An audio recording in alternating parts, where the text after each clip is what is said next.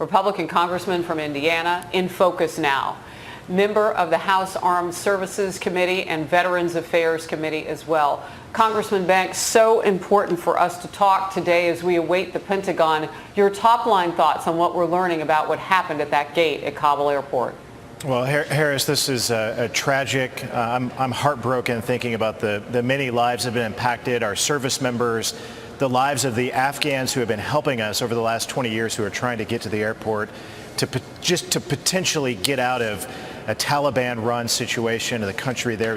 All of this was completely avoidable, and that's what makes me so angry watching these images and hearing about potentially the loss of American lives, of our service members, of the situation going on there. So I'm both heartbroken and angry at the same time. By the way, you're hearing more and more about ISIS-K. ISIS-K is not a new dynamic in Afghanistan. They've been building up there for about over 3 years, waiting for a moment like this, waiting for a president like Joe Biden to create a chaotic situation like what he has to strike. And we saw what's happened over the last couple of hours. We're going to see a lot more of that to come in the days ahead. You know, Congressman, the way that you put that, because I'm looking at my notes, so for 20 years we have basically been fighting their militant partners, the Taliban, Al-Qaeda, the Haqqani network. ISIS-K, as you say, is not new, but this is something that was created relatively quickly outside the gates of that airport. When we say militarily that we had control of that, is it your understanding that perhaps we didn't control as much as we thought we did, or the Taliban is not controlling? Because we're supposed to be talking with them, according to President Biden. Have they lost control of their country? As you already said, I served in Afghanistan in 2014 and 15. I went back as a member of Congress in late 2018, and General Scotty Miller, who was the most recent general on the ground, was there at that time as well, and he briefed us on the threat of ISIS-K, because Harris, as President Trump defeated the ISIS caliphate in Syria and Iraq, ISIS-K started to drift toward Kabul. They saw it as a target-rich, high-profile environment, and I believe that they were just waiting for a moment. They were waiting us out, waiting for a moment like this where they could strike, and that's exactly what you're seeing. But what's important to always remember in this situation, why I'm so critical of this commander-in-chief, is because and why it was so avoidable. If we would have kept a small footprint of special operations, counterterrorism focused troops in Afghanistan through all of this, and if we would have kept the Bagram airfield open rather than rely on the very inefficient Kabul public airport, where you're seeing the images of, this situation could have unfolded a whole lot more effectively and in a much better way than what it has. So we'll get back to asking those questions later. In the meantime, we've got to get all of these Americans out of the country, and I don't have the confidence that this administration is able to do that.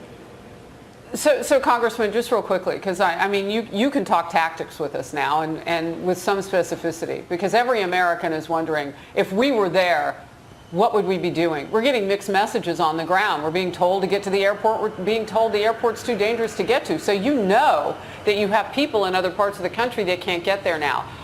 If we pull up stakes, do we have to go back in with a bigger force? Are we technically entering back into the war? I mean, how do you see it? Harris, the attorney or the Secretary of State told us that there are 6,000 more Americans who are trying to get out of the country, and now we're pulling up out of the airport that we told them to go to get them out of the country. That tells us that at least, we believe that there are more, but at least 6,000 Americans are stuck behind enemy lines. So I don't know how we can leave them behind. We need to do everything possible to get them out of the country safely. And this administration has proven over the last week that they are incapable of leading an operation to get that done. But all of this could have been avoided if we would have kept Bagram open. I mean, perhaps we need to go back in and seize the Bagram airfield and get Americans out in a different place. We're going to have to do something different than rely on this airport. So, Congressman, let's talk about that. I want to know what lay ahead. I know where we've been, and you're right. We can navel gaze and investigate and do all of that after this is over. We got to get our people out now. And at least 600 troops have left. You know that if you have to leave by August 31st, you're packing up today. I mean, Yes. you got to get everybody up, including our troops. So the movement now isn't necessarily just on getting people out who are citizens and Afghans who helped us. It's now getting our troops out. And now that we know that 3 Marines have been hurt, there are some people who really want to do some harm. I mean, you know that land. How do we get out? Basically, they've created a kill zone. One way in and one way out. And our people are sitting there. Strategically, what do you do? Yeah, you got to find a different option. You can't rely on the Kabul airport. You've got to have a military base of some sort. It's got to be, I mean, Bagram, the airfield, the base there, you can more easily defend it and get more. It's got multiple airstrips. You can get more aircraft in and out of it. I mean, that's where you have to start. But we are the United States of America. We have the most powerful military in the world, Harris, and we cannot afford to leave any American behind who is trying to get out of the country so let me cut in one more time. Behind enemy lines. Please, and please forgive me. I just have so many questions, and I'm asking them, you know, because it moves us forward. And Congressman, you're so patient to let me cut in and out. But look, are you telling me that then the next offensive, because this is an offensive now, we got to go take another airport, potentially one that's ours. Are we confident that nobody's squatting at Bagram at this point? Because that's worth fighting for. We can't renegotiate or go back and figure out why we didn't open it. If you're telling me you need something like a military nut you can protect and get airlines off the ground, get airplanes off the ground, do we retake Bagram? I mean, would you put that in the cards? I would. I mean, I don't know if that airfield or a different one is what's necessary. I can't speak on behalf of these military generals and the Pentagon.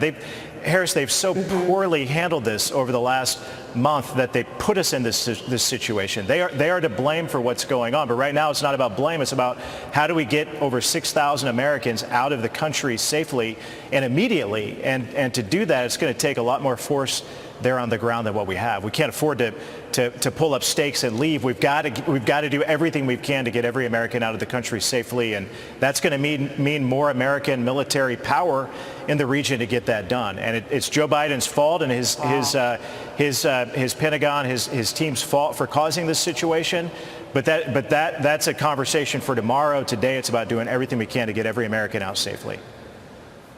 On the committees that you serve and lead, what can you tell us about what we know could be next on the ground with our people in peril at this point? Yeah, we on the Armed Services Committee, we've had several briefings from the Biden team. I can tell you a lot of these briefings are classified. And I can tell you, I've said it over the last couple of days, when you sit through these classified, closed-door hearings and meetings with the Biden team, they say something that is very different than what you hear come out of the mouth of the commander-in-chief on Pennsylvania Avenue. I wish every American could hear the Biden team talk about knowingly the mistakes that have been made, the difficulty, the dangerous situation there, the threat streams that show how dangerous of a situation that is going on there. And then you have the President of the United States telling the American people that everything is under control. He told us just 1 week ago, Harris, the President of the United States told us that there was not a serious threat in Afghanistan. And it's just unfathomable to think that was 1 week ago, that al-Qaeda is not a threat. There's not an ongoing serious threat in Afghanistan. And then you see what's happened over the last couple of hours. You realize this president was either lying to us all along, or he's not in direct contact with the team that he leads, the leaders at the Pentagon, the Secretary of State. They're saying both two completely bad scenarios. different things.